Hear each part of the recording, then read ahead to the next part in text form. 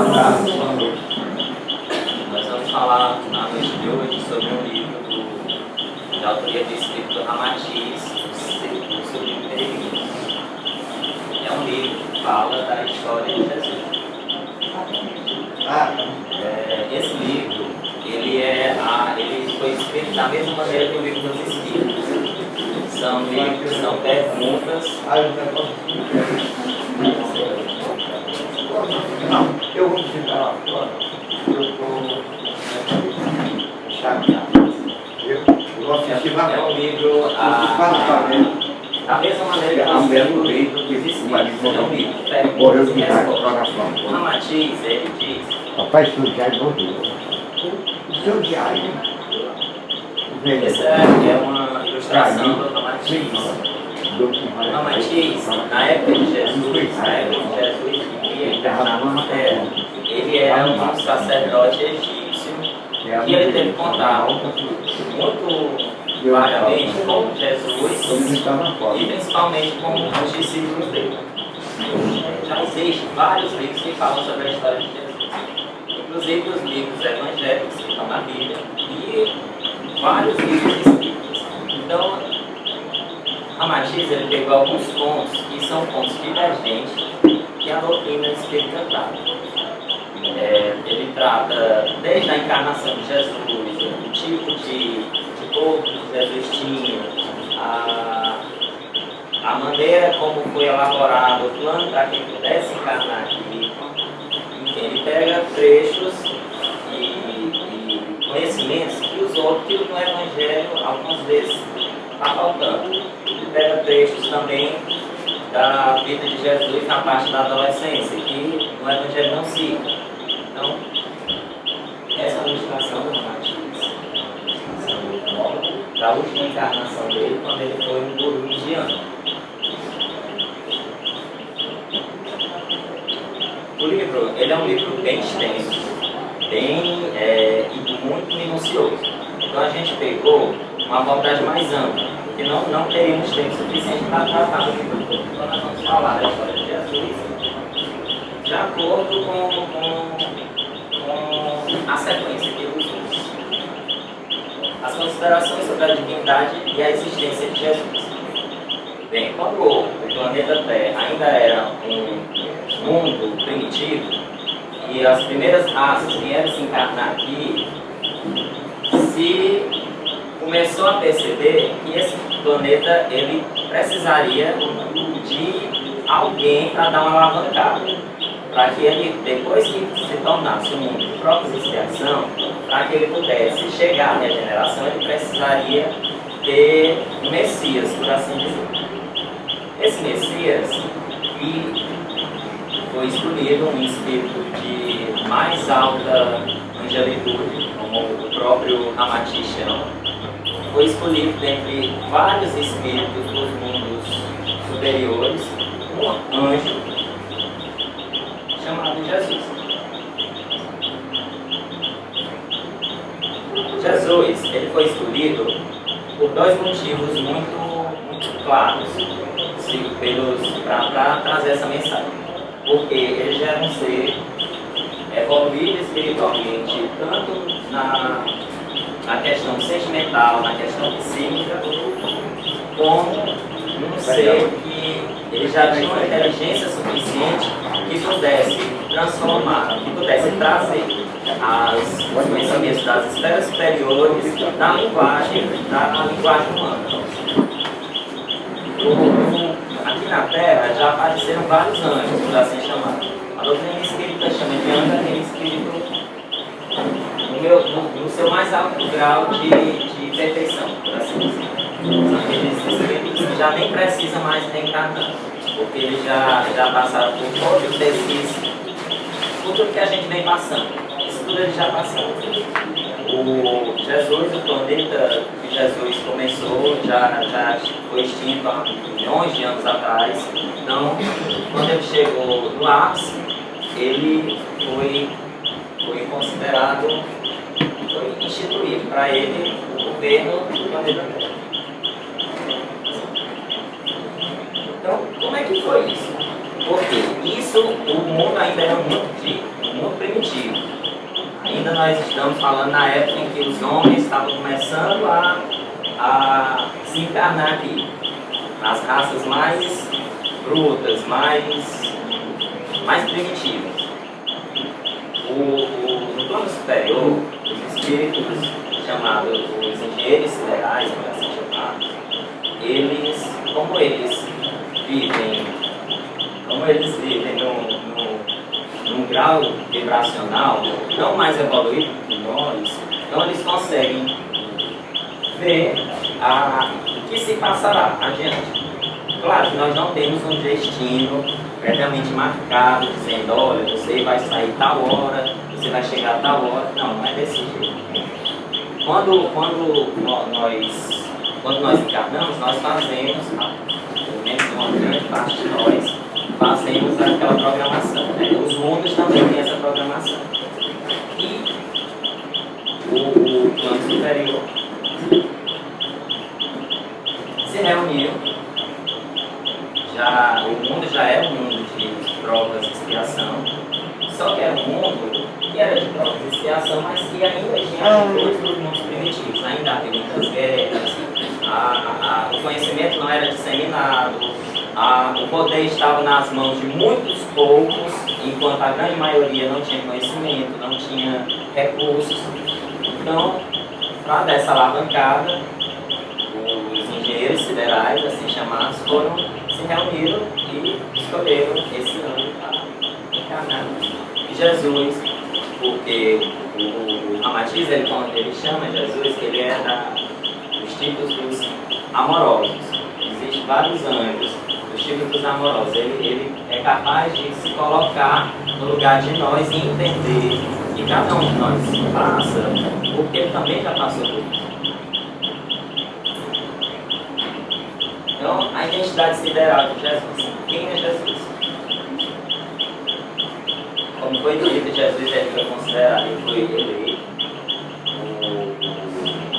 governador do planeta Terra. E ele aceitou de bom grado isso. Ele sabia o que nós iríamos passar durante todos esses tempos. Então, se começou a se estabelecer como é que ele iria encarnar aqui.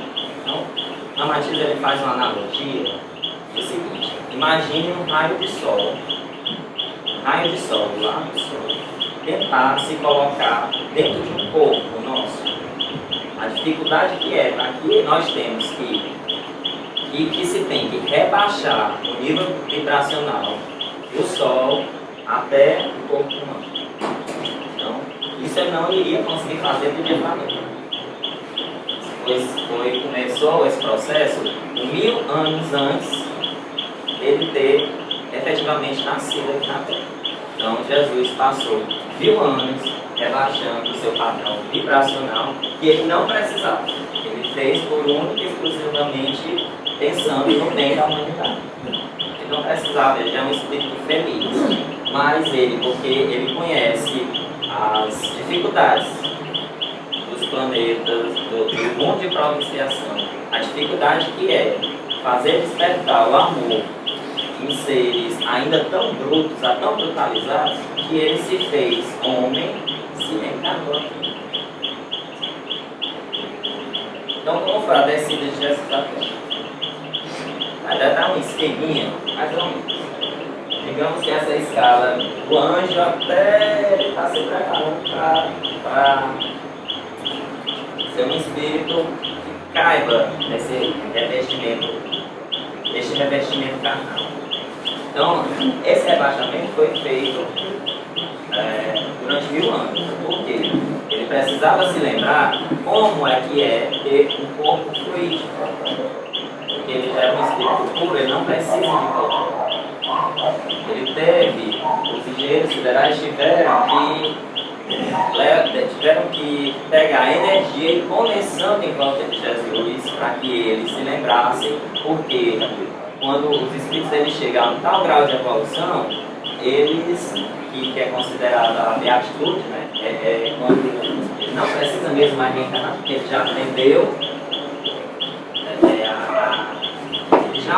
como é que quais são os erros, como não errar, como fazer o bem, como transmitir essa palavra. Então vai se enfaixando, vai se revestindo, vai se criando. E esse durou esses 1000 anos para que ele pudesse efetivamente caber. Ele sustentar. E a natureza do corpo de Jesus existe assim. Existe assim várias discussões. Hoje em dia já com o espiritismo já há mais esclarecido.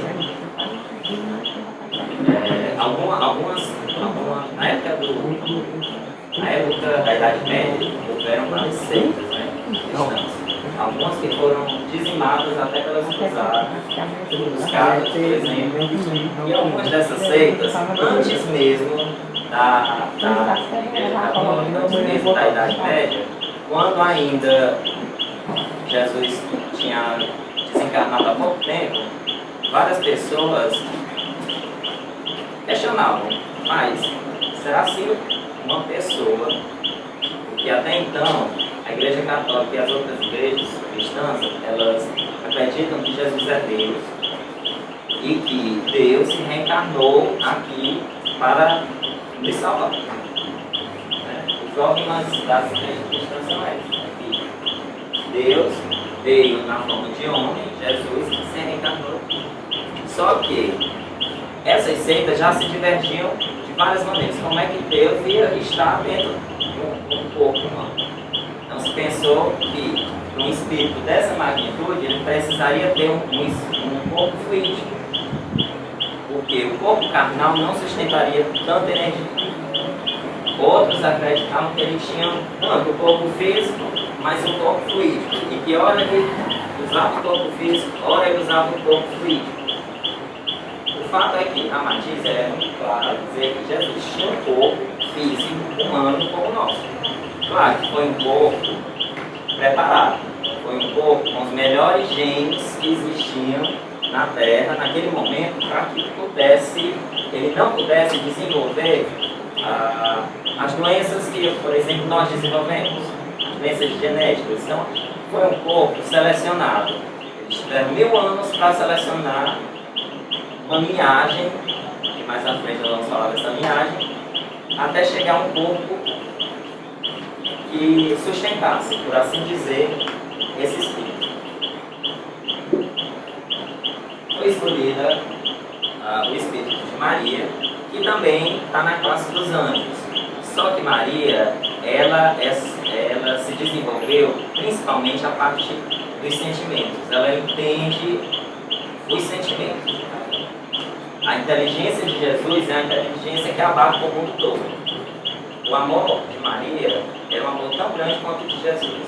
Então se escolheu essa mulher, esse espírito, para reencarnar num corpo feminino, para que ele sustentasse a gestação e trouxesse efetivamente o Messias aqui para a Terra.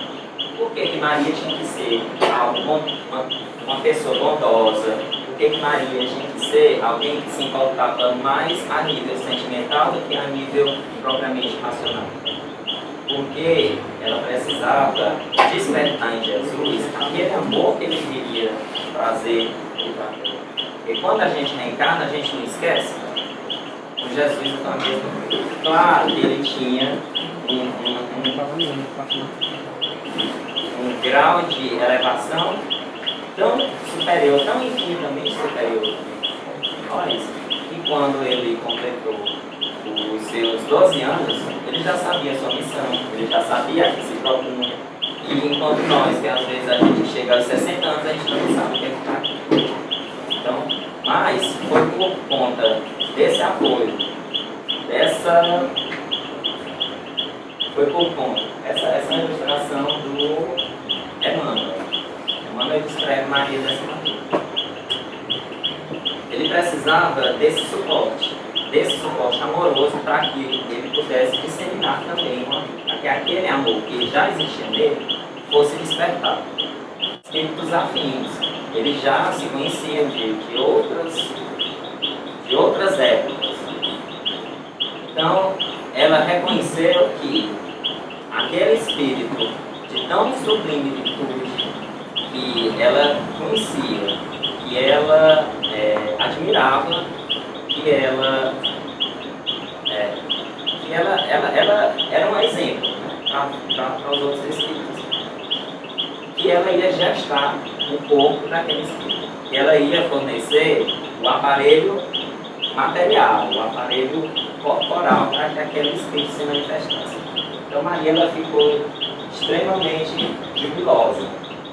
Tem no Evangelho que quando Maria soube através do anjo Gabriel que ela iria ser mãe do Salvador, ela cantou de júbilo. Ela cantou o Magnífico, aquela canção que ainda hoje se canta na Igreja Católica em homenagem a Maria. Então, Maria ficou muito surpresa, claro. Quem é que não se surpreenderia e iria gestar um anjo? Mas ela sabia das dificuldades que elas teriam que passar. Porque se o Messias, o Salvador da humanidade, iria se encarnar aqui na Terra, as hostes malignas iriam impedir que aquilo acontecesse. Ou tentariam impedir que aquilo acontecesse. Então, ela aceitou, mas ela sabia que aguardaria, digamos, a missão deles. Ela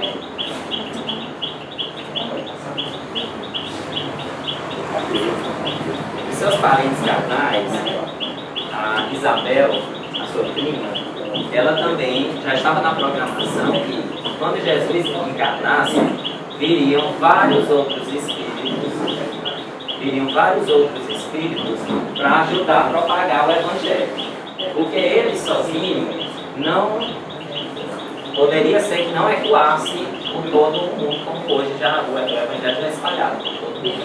Então, se veio na programação, já estava programado que viria João Batista e ele anunciaria a vinda do Salvador.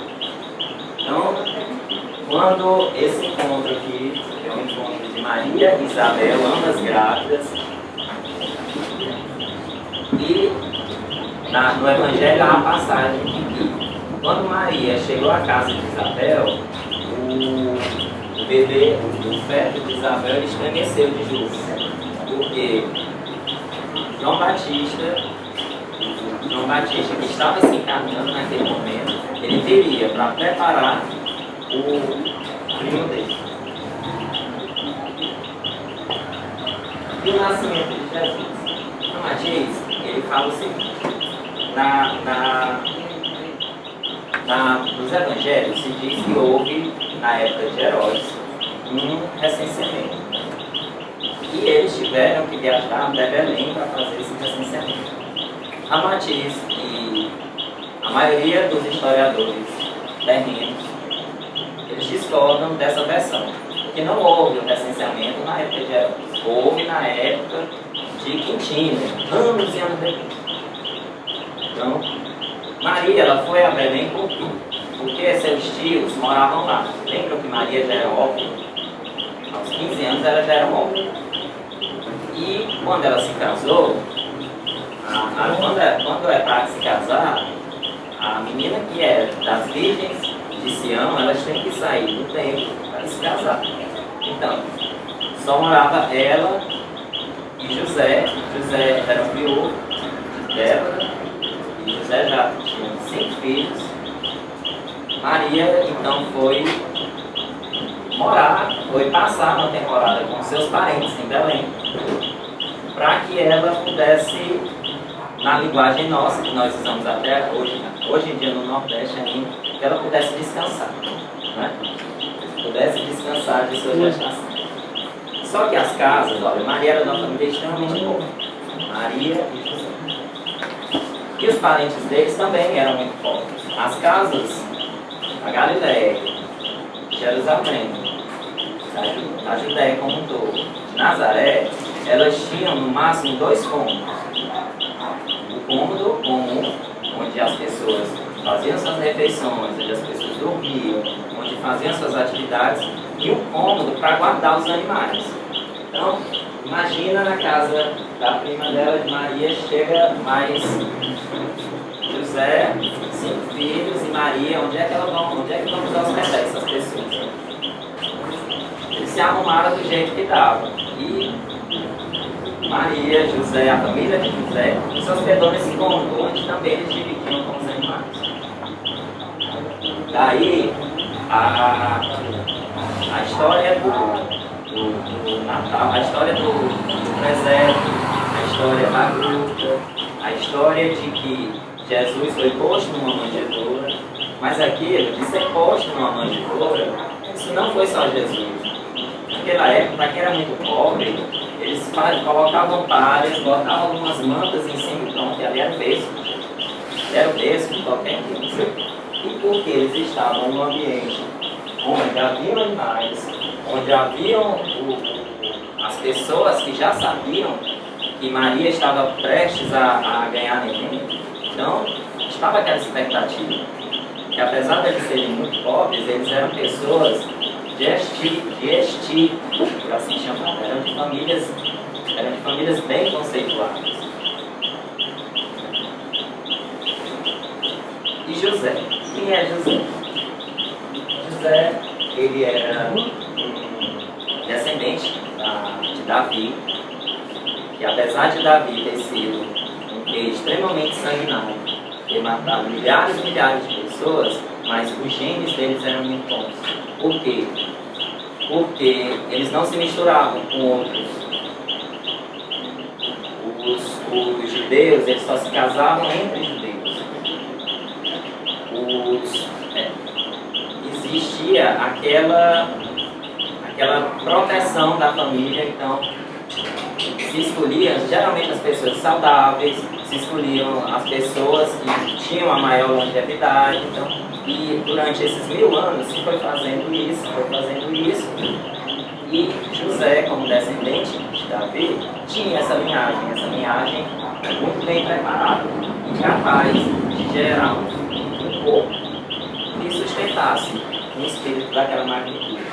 Mas José era carpinteiro, mas ele era também considerado um terapeuta externo da Ordem dos Essênios. Nós vamos falar um pouco mais.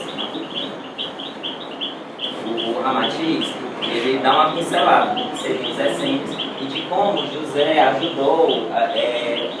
Imaginem como foi difícil a gravidez de uma criança que ela tinha que se conformar num corpo que quase não a caberia. Então, José aplicava passes magnéticos em Maria quando ela precisava.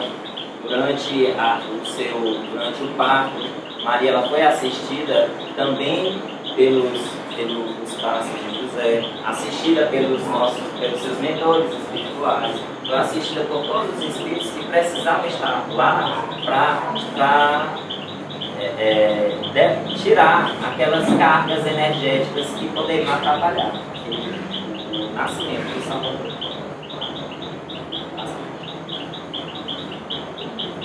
José, ele, além de carpinteiro, ele sabia, como ele disse, ele era um terapeuta externo, ele não era ligado aos essênios, mas ele sabia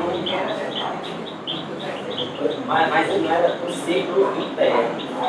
Ele era ligado aos essênios e ele praticava, digamos, o que nós fazemos hoje em dia no centro espírita, nos passos. Unidade pura.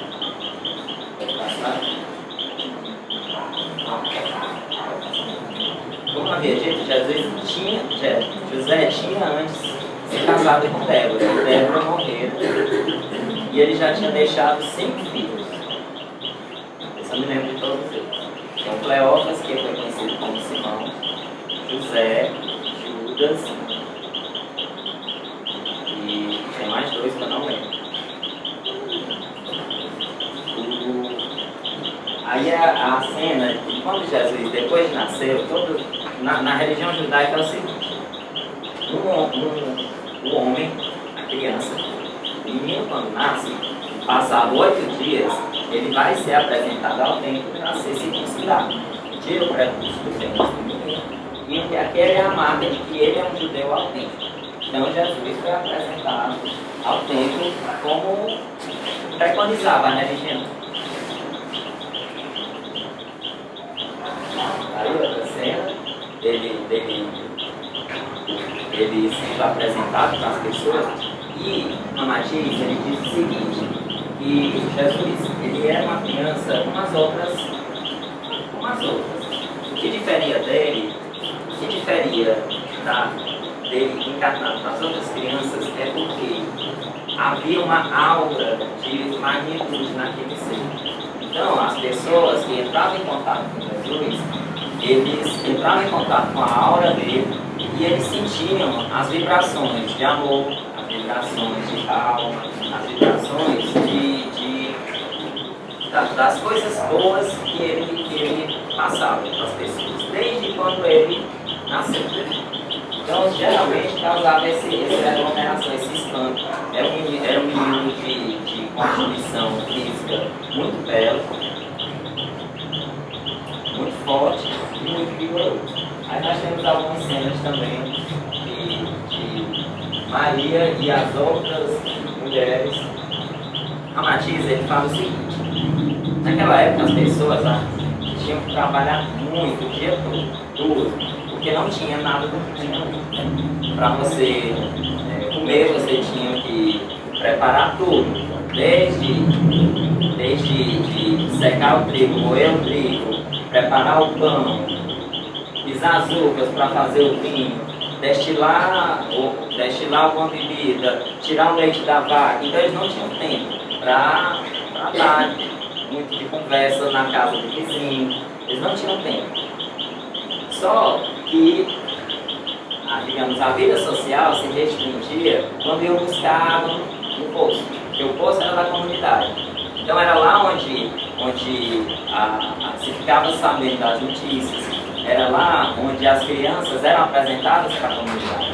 A Matiz diz que Jesus, ao contrário das outras crianças, que sempre queria algo em troca, para fazer os favores, ou para levar uma bíblia de água para as outras pessoas, Jesus não iria espontaneamente. Ele não precisava, ele ia e ele estava lá porque ele gostava. Enquanto as outras mães tinham que trazer os filhos para poder ajudar a carregar água, Jesus ia e passava horas lá entrando em contato com as outras crianças e com as outras pessoas. Aí, aqui é uma das poucas ilustrações que tem a família de Jesus com os irmãos dele. É uma ilustração bem antiga. Porque na Bíblia, alguns evangelhos, apesar dos evangelhos, o evangelho de Marcos ser muito claro em dizer que Jesus, e dizer até o nome de Ana, de Tiago menor, que era o mais novo, que são irmãos de Jesus, mas a igreja católica principalmente, que foi a que dominou durante a Idade Média, eles deixam que Jesus era o único filho do casal, que não era.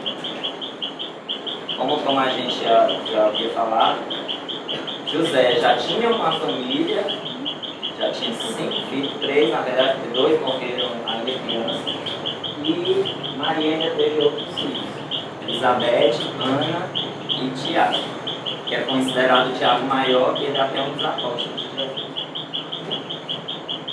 Aí Jesus fazendo, digamos, os favores que o Ramatiz ele conta. Enquanto as crianças muitas vezes estavam brincando lá, ele ia fazer os favores, as crianças faziam a mesma coisa que as que hoje fazem, ficavam caçoando dele, e ele sabia o que ele deveria cumprir. E ele, apesar das crianças, as outras crianças estarem caçoando dele, ele ia fazer o que ele achava por bem que deveria fazer. Ele era uma criança, sim, mas ele era um espírito angelical, ele sempre deve ser gratuito.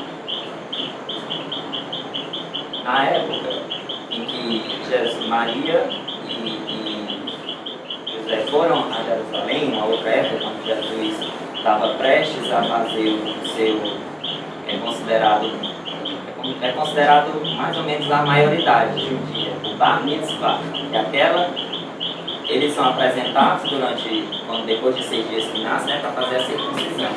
quando eles têm 12 para 13 anos, eles são reapresentados ao templo, eles passam por um ritual de reapresentação ao templo, onde a criança ela vai provar, no caso isso acontece com os homens, né? No caso, os garotos, eles vão provar que eles já são adultos, porque eles já conseguem recitar a Torá. E olha que naquela época, ninguém sabia ler. Mas eles se preparavam para justamente esse momento. Nem que eles conseguissem recitar algumas coisas, porque ele conseguir recitar, pronto, era um ritual que mostrava para a sociedade que eles já eram adultos. E quando Jesus foi reapresentado ao templo, passou a confirmação, e Jesus ficou com os doutores. Ele ficou alguns dias com os doutores. O Evangelho fala de quando José e Maria saem desesperados procurando Jesus, que havia se perdido, e Jesus estava lá no templo, conversando com os doutores, que ficaram impressionados, porque eles já esperavam que aquele adolescente, aquela criança, citasse 1 ou 2 ou 3 versículos, mas não, ele foi conversar com os doutores de igual para igual. Então vejam, aos 13 anos, ele já tinha completa consciência do que ele veio fazer. Mas, apesar dele ser um anjo encarnado, ele não ficava só naquela vida como os freisas fazem hoje, que passam a vida rezando, uma vida contemplativa. Às vezes ele trabalhava, porque o trabalho é uma das leis de Deus. Né? Jesus ajudava José, ajudava seus irmãos. E quando José morreu, Maria estava com 47 anos. E Maria teve que arcar teve que ser agora a chefe de família, por assim dizer. Então, eles tomaram a frente. Os irmãos por parte de pai e os irmãos também, que eram tanto de parte de pai como de irmão. Uns já tinham se casado e os outros mais novos ficaram cuidando de Maria. Até quando Jesus entrou na sua vida adulta e ele efetivamente partiu do seu ministério de evangelização. Outra cena dele ajudando já uma adolescente. Outra cena. Os essêncios. A Matias ele dá uma pausa nessa hora, porque se pergunta sobre: será se Jesus teve contato com os essênios? Será se Jesus ele foi um dos essênios? E o Ramatias diz o seguinte: vamos primeiro falar do que são os essênios. Os essênios é uma espécie de fraternidade judia e eles começou como uma associação agrícola. Então, para que eles pudessem se proteger, por assim dizer, do mercado, para que eles pudessem ter um preço melhor na cidade, eles se associaram. Só que com o passar do tempo, foram entrando várias pessoas que não eram só aqueles agricultores. Foram entrando alguns sábios de outras, que tinham vivências com outros colégios iniciáticos, como os egípcios, como os persas. E eles foram agregando vários conhecimentos. Na época de Jesus, já existiam os terapeutas. Lembra que eu falei que José era um terapeuta externo? Os terapeutas eram aquelas pessoas que elas iam e faziam as curas naquela época. Era como se fossem os médicos. Eles tinham uma vida relativamente pobre, porque eles não ostentavam, eles viviam, eles tinham eles tinham épocas que eles se recolhiam ou ao deserto, ou a cavernas, para poder, eles faziam meditações, para que eles pudessem, digamos, purificar-se e trazer mais energias para as curas. Então, havia toda essa preparação. Né? Algumas daquelas parábolas de Jesus, se diz que são parábolas que elas têm um tom essênico, como a parábola do marido, do festim de noiva, de bodas, em que a noiva, os festim de núpcias, em que se sai para convidar as pessoas para o festim de núpcias e as pessoas não vão, e os convidados não vão. Então o pai manda que convide todos aqueles que estejam nas ruas, os mendigos, para que eles participem. O tom de parábolas era um tom praticado pelos essênios. O conhecimento que eles passavam era através além das curas propriamente ditas. E Jesus, em contato com os essênios, ele não chegou a se filiar, até porque ele não precisaria se filiar aos essênios, porque ele já sabia, ele já tinha aqueles conhecimentos que os essênios já praticavam. Ele não chegou a se filiar, mas ele tinha contato com os essênios. Então, a maioria das passagens e os essênios, eles participavam, como por exemplo o Sermão da Montanha. O Sermão da Montanha, a maioria dos essênios da Galileia estavam lá presentes, porque é o mais próximo, digamos, o mais próximo do Evangelho de Jesus era o conhecimento praticado pelos essênios. Os essênios acreditavam na reencarnação, enquanto nenhuma outra seita judia acreditava. Os essênios acreditavam nas leis do progresso, na lei de evolução, da necessidade do trabalho para a evolução. E isso tudo, as outras seitas, elas ficavam assim, com o pé atrás, porque iam muito de encontro ao que se pregava, ao que os fariseus pregavam. Os fariseus eram aquelas pessoas que, sabe, aquelas pessoas extremamente fundamentalistas, que têm uma opinião e só a dela é certa e todas as outras são fatalmente erradas. Os fariseus eram daquele tipo. Eles usavam a lei a Torá, a lei de Deus, e eles a interpretavam de maneira que era impraticável. Era impraticável. Por isso Jesus, quando pregava, ele sempre dava exemplos colocando os fariseus. Os fariseus, eles sempre apareciam como aquela pessoa que parecia uma coisa, mas que no fim eram outras. Que usavam aquela parábola do vaso do que está limpo, por que você está lavando do lado de fora o vaso não. Ela que diz que o que suja é o que sai e não o que entra. Então, os fariseus, eles tinham o hábito de toda e qualquer coisa que eles tocavam, eles lavavam as mãos, sendo que os essênios, eles não praticavam isso. Era muito mais próximo do que Jesus pregar. Pode passar. Os essênios, eles tinham essa característica. E isso é remanescente até hoje. Os médicos usam roupas brancas, porque os essênios eram uma fraternidade branca. Eles, quando iam ministrar as suas curas, eles sempre usavam roupas brancas.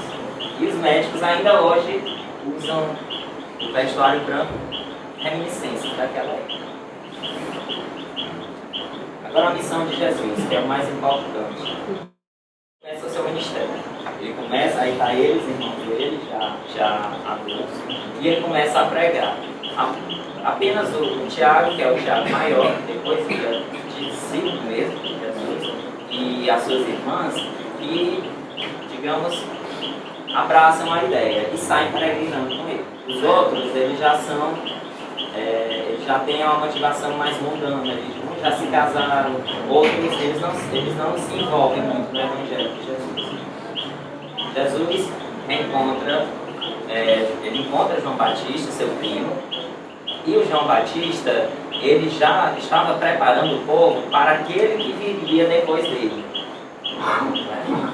E João Batista praticava, por assim dizer, o batismo, e Jesus também foi batizado por João Batista, como uma maneira simbólica para provar de que eu dou o exemplo, eu tenho que me purificar primeiro para eu poder ganhar o reino dos céus. Jesus, depois, quando foi batizado, há no Evangelho, quando ele se recolhe ao deserto e há a famosa cena da tentação no deserto. Jesus se recolhia porque imagina a dificuldade que era dele se manter naquele corpo e os ataques dos espíritos trevosos, assim chamados, para fazer com que aquele corpo sucumbisse, para que aquele corpo não aguentasse a carga energética de Jesus e ele desencarnasse antes da época. Então Jesus sempre tinha esses momentos de recolhimento. Ele se recolhia ao deserto, ele se recolhia aos jardins, ao Horto das Oliveiras, quando ele está prestes a ser entregue, para que ele pudesse dissipar aquela carga energética negativa que vinha para ele. E pegar da natureza aquela energia revitalizante. Jesus vai pregando de sinagoga em sinagoga. Ele está na Galileia, em Nazaré, que é considerada uma região de pessoas, além de pobres, de pessoas ignorantes. Então, Jesus veio de toda a Judéia, ele foi nascer justamente, ele foi viver, ele foi encarnar justamente naquela região mais pobre, que era onde as pessoas precisavam mais do que em Jerusalém. Quando os fariseus esperavam que o Messias viesse revestido de glória, com um exército, como um rei, Jesus é rei, mas é um rei daquele que dá o exemplo. Aquele rei que servia, mostrando o exemplo de que você também tem que servir o seu próximo. E ele pregava nas sinagogas e foi juntando gente em torno daquela palavra. Porque era uma palavra que ela não excluía ninguém. É uma palavra que ela não excluía. Era uma palavra que confortava. Uma palavra que ela dava as respostas que os fariseus não davam. Enquanto os fariseus acusavam as pessoas, mostravam os pecados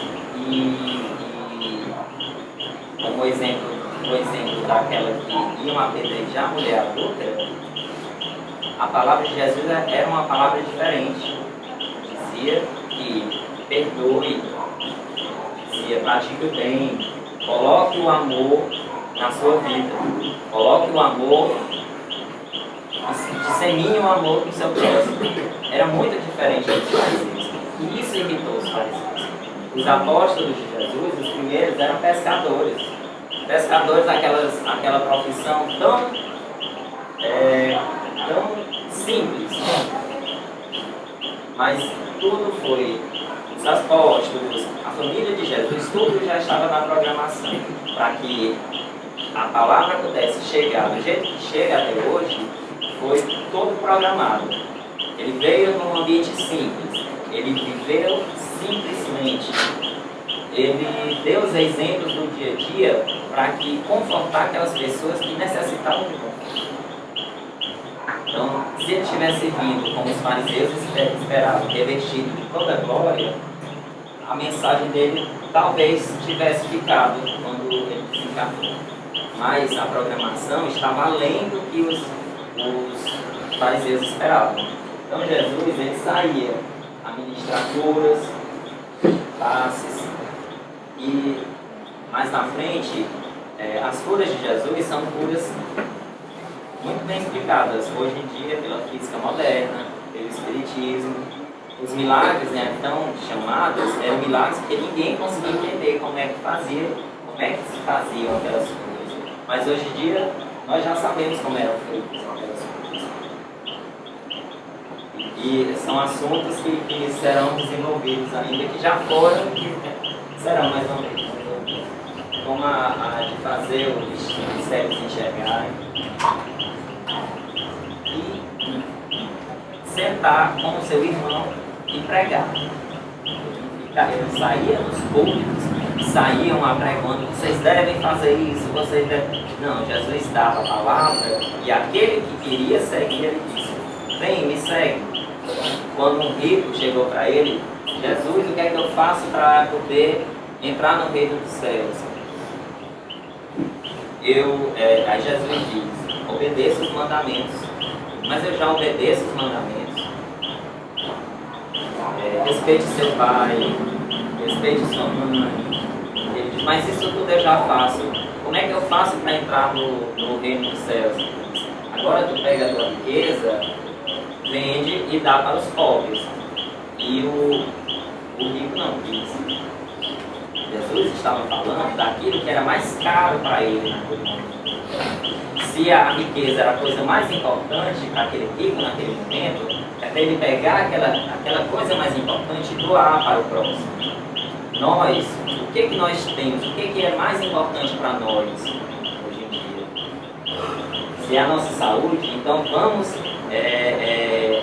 disseminar hábitos saudáveis ao nosso próximo. Se é uma palavra de conforto, então vamos distribuir também essas palavras de conforto ao nosso próximo. Né? Então, Jesus ele usava essas parábolas, ele usava essas maneiras de falar, porque eram maneiras em que, se ele chegasse falando, como nós chegamos falando hoje, aquele povo que ainda estava tão embrutecido, que ainda era tão embrutecido naquele tempo, eles não captariam a ideia, mas aqueles espíritos que já tinham germes do Evangelho dentro de si, aí eles seriam tocados. O exemplo da mulher adúltera, que a lei de Moisés dizia o seguinte: quando a mulher fosse pega, ou o homem fosse pego em adultério, e os fariseus chegavam para Jesus, cada um com uma pedra, dizendo que Moisés diz que se for pego em adultério deve ser dilapidado, né? Deve ser morto com apedrejado. E Jesus muito bem estava escrevendo no chão, continuou escrevendo no chão, e ele disse apenas uma coisa: algum de vocês que não tiverem pecado, então que atire a primeira pedra. E ninguém teve coragem, porque todo mundo é um pecador. E a mulher, que já estava esperando que ia morrer mesmo, quando ela vê que não foi morta, e ela chorando, convulsionada, e ela agradece Jesus, e ela diz assim: vai, mulher, e não pecas novamente. Ele só diz o seguinte: vai, não pecas novamente. Não peques novamente. A lei de Jesus é uma lei muito simples, mas era muito difícil de ser praticada. Hoje ainda nós achamos difícil, agora imagine naquela época, em que a lei do olho por olho, dente por dente imperava. Uma Matias ele também narra quando Jesus estava pregando na Galileia e ele já tinha muitos e muitos seguidores, né? E todo mundo queria chegar perto de Jesus e as crianças também queriam chegar perto de Jesus. Só que os pais, os apóstolos não queriam deixar, né? Então Jesus usou aquela oportunidade para explicar a pureza que você deve ter para poder ganhar o reino dos céus, para poder evoluir espiritualmente. E era que se você tivesse a pureza de uma criança, aí sim, você entraria no reino dos céus. E aquela passagem, deixar e vir a minhas criancinhas, ela ilustra essa passagem e ela está ilustrada por essa monografia. Jesus é a entrada triunfal de Jerusalém.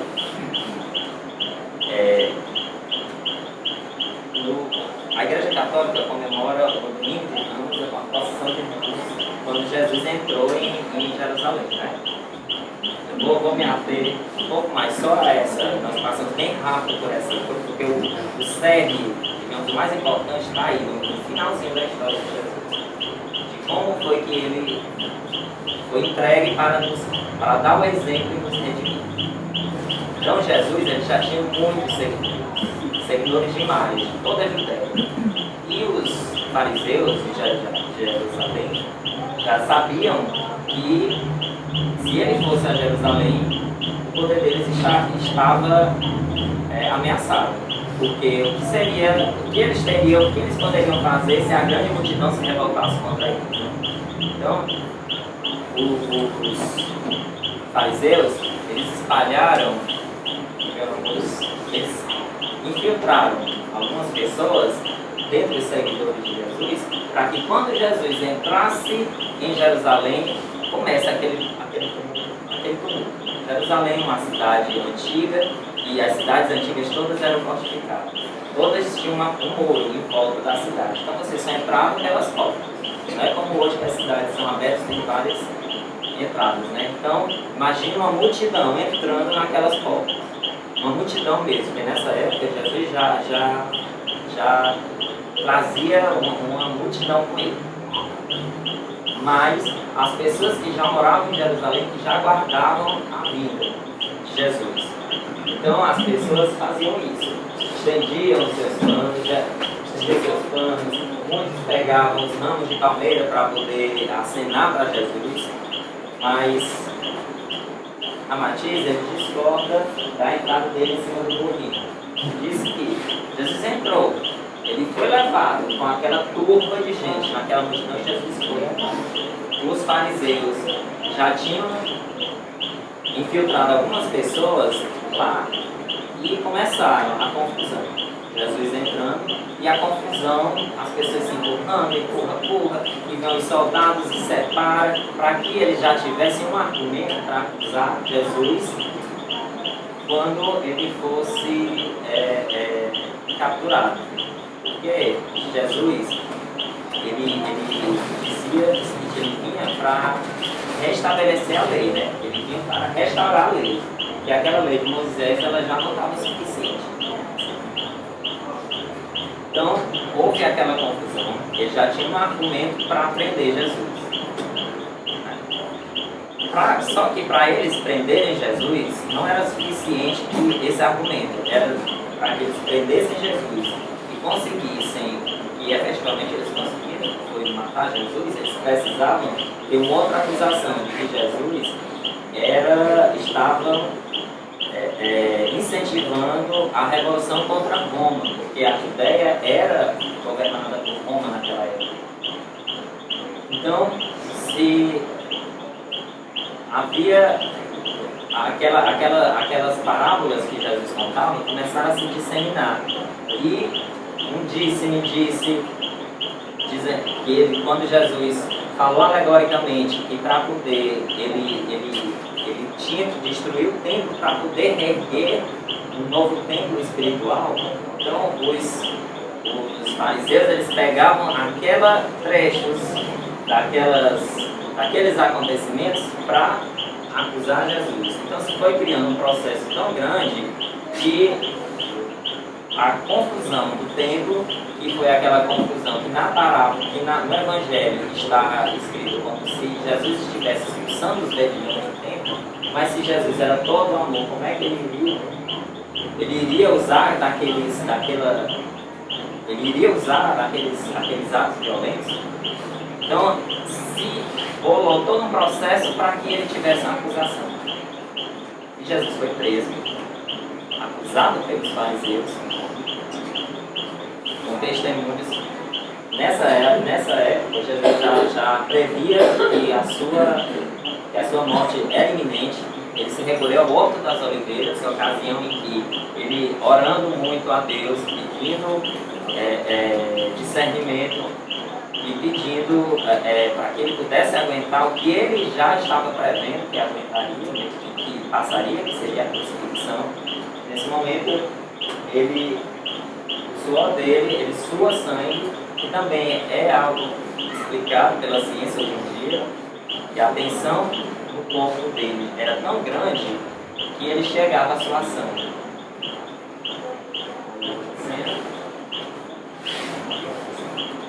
Até que ele foi efetivamente preso. Matias fala da traição de Judas, só que Judas ele foi muito mais usado pelos fariseus do que propriamente como está escrito nos evangelhos, que ele foi deliberadamente, trocou Jesus por 30 moedas de ouro. Então ele deu o depoimento dele, eles adulteraram algumas coisas, eles só botaram os trechos que importavam e Jesus foi preso.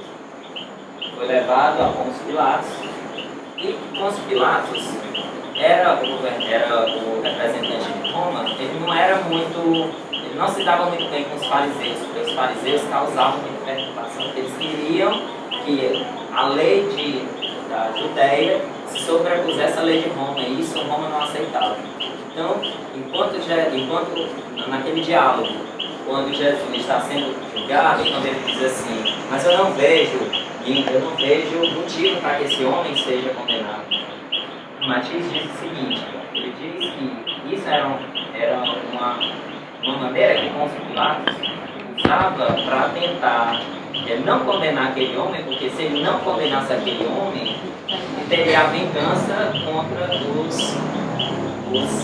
escribas e os fariseus. De provas forjadas algumas delas. Mas ele teve que decretar. Jesus passou por todo aquele sofrimento que foi pendurado na cruz. E é assim, nas ilustrações que nós temos hoje, nos filmes, nas novelas, tá aquela multidão de pessoas aos pés da cruz, né? Mas o Calvário era um lugar onde só os romanos e os condenados pelos romanos poderiam entrar. Então, Maria, os apóstolos, aqueles outros seguidores de Jesus tiveram que assistir tudo isso de longe, porque se eles se aproximassem, eles seriam mortos também. Então, quando Jesus efetivamente morreu, aí sim, desceram o corpo de Jesus na cruz, Maria, João, Ana, e o colocaram num túmulo para que, um túmulo lacrado, por duas coisas, por dois motivos. Para que depois os fariseus não pegassem o corpo de Jesus e transformasse aquilo em chacota, transformasse aquele corpo como um exemplo do poder dos fariseus, né? Então ele foi colocado primeiro nesse túmulo de José de Arimateia. Ele foi colocado primeiro nesse túmulo de José de Arimateia e depois ele foi transportado secretamente pelos apóstolos e enterrado em outro lugar para que ele pudesse